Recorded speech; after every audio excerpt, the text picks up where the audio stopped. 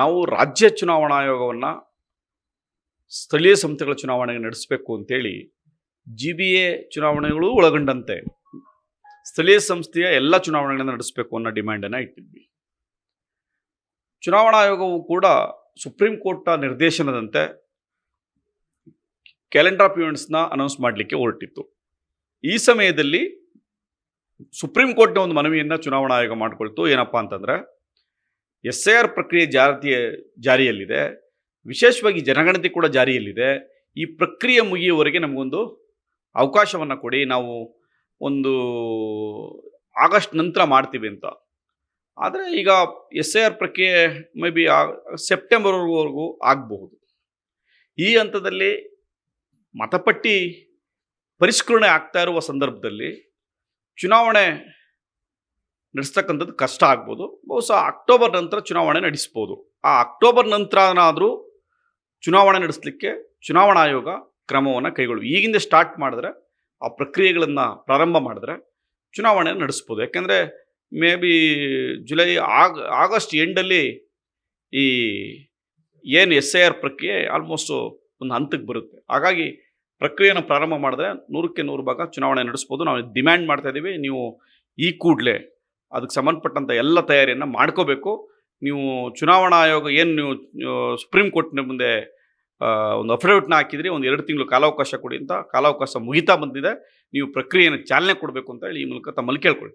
ಆದರೆ DK ಶಿವಕುಮಾರ್ ಅವರು ಹೇಳಿದರು, ಚುನಾವಣಾ ನಡೆಸಲಿಕ್ಕೆ ನಮಗೆ ಸಂಪನ್ಮೂಲನೂ ಇಲ್ಲ, ಮತ್ತು ಆಫೀಸರ್ಸ್ಗಳು ಇಲ್ಲ ಅನ್ನೋ ಮಾತನ್ನು ಎರಡನ್ನೂ ಕೂಡ ಹೇಳಿದರು.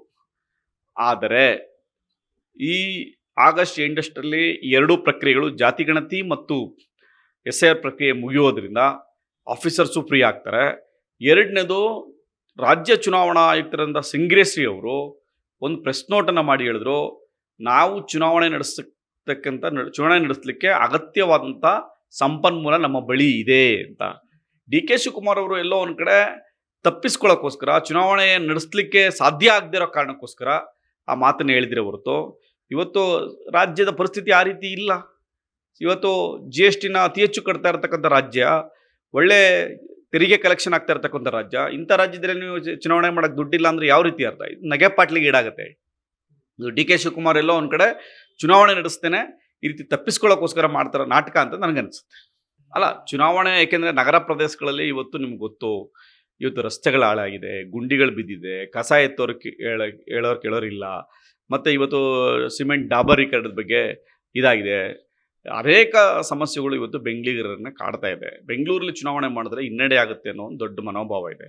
ಆದರೆ ಚುನಾವಣೆಗೆ ತಯಾರಿಯನ್ನು ಎಲ್ಲೋ ಪರೋಕ್ಷವಾಗಿ DK ಶಿವಕುಮಾರ್ ತಮಗೆ ಬೇಕಾದ ಹಾಗೆ ವಿಂಗಡಣೆಯನ್ನು ಮಾಡ್ಕೊಂಡು, ತಮಗೆ ಬೇಕಾದ ಕಡೆ ರಿಸರ್ವೇಷನ್ ಕೊಟ್ಕೊಂಡು ಎಲ್ಲವನ್ನೂ ಮಾಡ್ಕೊಂಡಿದ್ದಾರೆ. ಆದರೂ ಕೂಡ ಅವ್ರಿಗೆ ಎಲ್ಲೋ ಒಂದು ಕಡೆ ಹಿನ್ನಡೆ ಆಗ್ತೀವಿ ಬೆಂಗಳೂರಿಗೆ ನಾವು ಸಪೋರ್ಟ್ ಮಾಡಲ್ಲ ಅಂತ ಭಾವನೆ ಇದೆ. ಇವತ್ತೇನು ದೊಡ್ಡ ಮಟ್ಟದ ವಿರೋಧ ಬೇರೆ ಬೇರೆ ಕಾರಣಕ್ಕೋಸ್ಕರ ಇವತ್ತು ಬೆಂಗಳೂರಿಗರು ಹೇಳ್ತಾ ಇದ್ದಾರೆ. ಇವತ್ತು ಯಾವ ವಿಚಾರದಲ್ಲೂ ಅವರು ಸಮರ್ಪಕವಾಗಿ ಬೆಂಗಳೂರಿಗರಿಗೆ ಸಹಾಯ ಮಾಡಿ, ದೊಡ್ಡ ಮಟ್ಟದ ತೆರಿಗೆ ಕೊಡ್ತಾ ಇರ್ತಕ್ಕಂಥ ಬೆಂಗಳೂರಿಗರಿಗೆ ವಿಶೇಷವಾದಂಥ ಇವತ್ತು ಟ್ರಾಫಿಕ್ ಸಮಸ್ಯೆ ಇರ್ಬೋದು, ನಿಮಗೆ ಇವತ್ತು ಕರೆಂಟ್ ಕೊಡ್ತಾ ಇರ್ತಕ್ಕಂಥದ್ದು ಇರ್ಬೋದು, ಇವತ್ತು NOC ಕೊಡ್ತಾ ಇರ್ತಕ್ಕಂಥದ್ದು ಸಮಸ್ಯೆ ಇರ್ಬೋದು, ಆಮೇಲೆ ಖಾತಾಕ್ಕೆ ಸಂಬಂಧಪಟ್ಟಂಗೆ ಇರ್ಬೋದು, ಇವೆಲ್ಲವೂ ಕೂಡ ದೊಡ್ಡ ಸಮಸ್ಯೆಗಳಾಗಿ ಬೆಂಗಳೂರಿಗೆ ಅನಿಸ್ತಾ ಇದೆ. ಸೊ ಈ ಸಮಸ್ಯೆಗಳಿಗೆ ಪೂರಕವಾಗಿ ಸರ್ಕಾರ ಕೆಲಸ ಮಾಡಿಲ್ಲ.